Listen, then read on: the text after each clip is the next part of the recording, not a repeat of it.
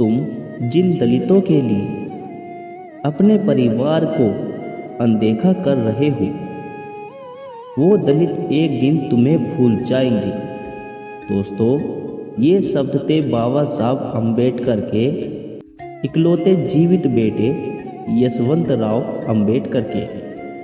दोस्तों, जिस तरह से बाबा साहब आज इतिहास के पन्नों में स्वर्ण अक्षरों में जाने जाते हैं, वैसी पहचान उनके बेटे को नहीं मिली। दोस्तों, एक तरफ बाबा साहब दलितों के मसीहा थे, तो वहीं उनका बेटा उनसे जीवन भर नफरत करता रहा।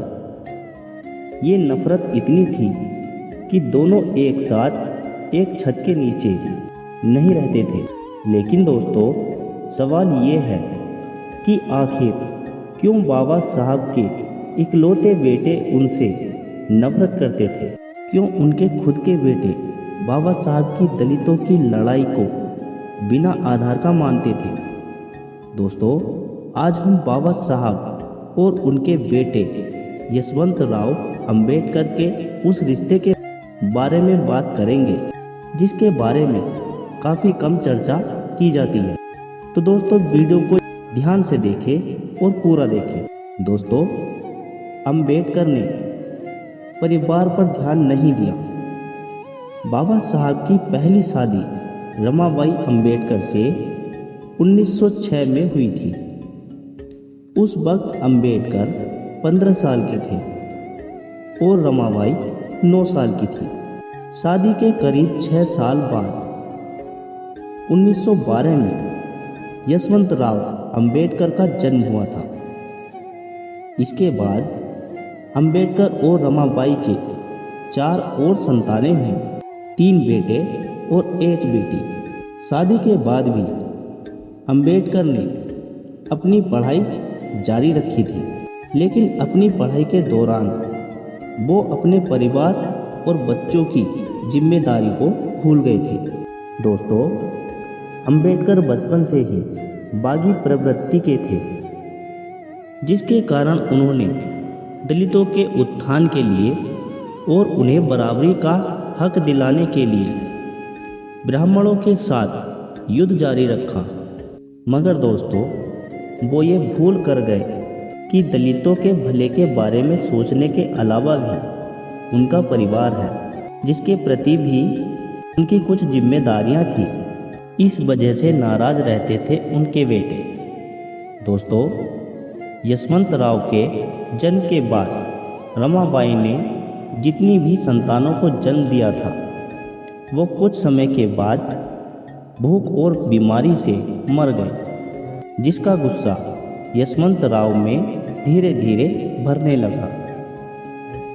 हद तब हो गई जब उनके सबसे छोटे बेटे राजरत्न की डबल निमोनिया के कारण मौत हो गई थी और बाबा साहब उस वक्त अपने बेटे के शव को शमशान ले जाने की बजाय दलितों के लिए बनाए गए गोलमेज सम्मेलन में चले गए थे।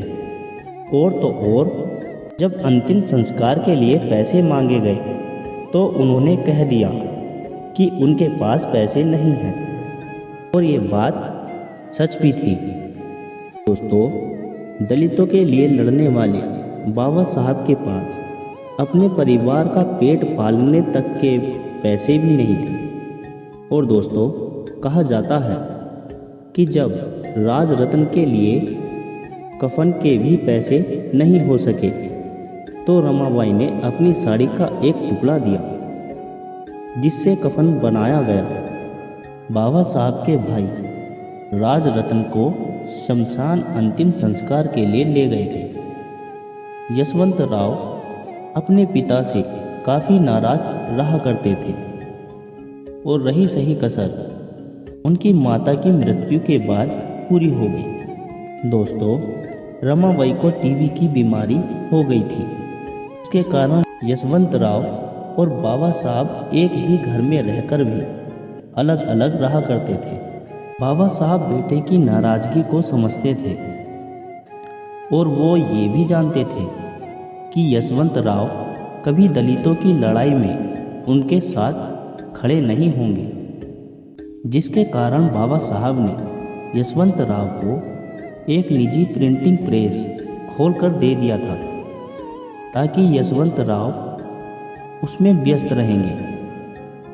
दोस्तों, यशवंतराव ने भी बाबा साहब की तरफ ध्यान देने के बजाय अलग रहना शुरू कर दिया और खुद को प्रिंटिंग प्रेस के काम में झोंक दिया। अपनी माँ, भाई बहनों की मृत्यु और पिता की अनदेखी के कारण यशवंतराव और बाबा साहब के बीच कभी पिता पुत्र वाली करीबियाँ नहीं आ सकी।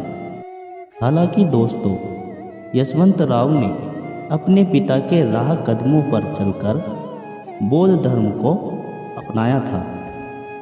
दोस्तों, आपको यह जानकारी कैसी लगी हमें कमेंट करके बताएं। और यदि आपको वीडियो पसंद आई है तो वीडियो को ज़्यादा से ज़्यादा लाइक और शेयर करें, और साथ ही हमारे चैनल को सब्सक्राइब करके बेल आइकन को दबाना न भूलें। जय भीम, जय भारत।